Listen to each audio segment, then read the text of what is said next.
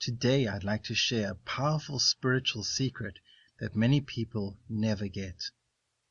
Truth is, I didn't get it for a long time.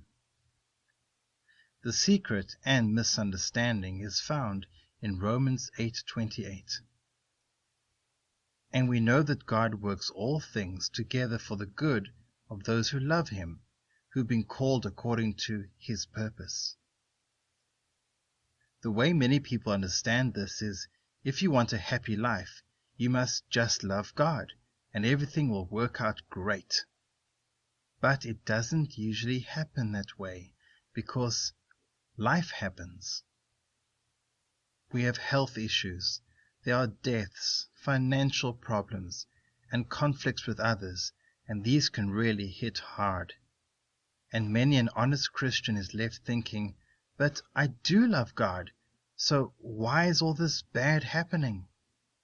The answer is in reading Romans 8:28 again, especially the second half. It says that all things work for the good of those who love God and are called according to his purpose. So what is God's purpose? Well, it's good, and it's explained in the very next verse.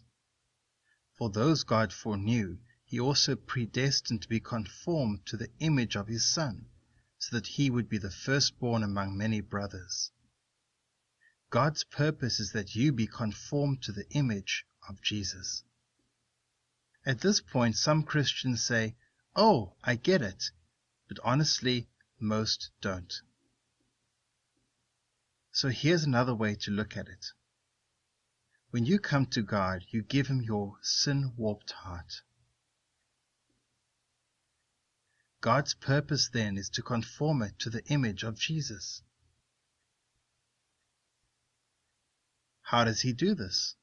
Romans 8:28 and 29 explains that as you love God, he uses all things for the good purpose of making you like Jesus. He uses struggles such as health issues, financial problems, and conflicts to form Christ in your heart. In Christ, these trials are not pleasant, but they're not bad because you know God works all things for the good of those who love him. But we don't like suffering.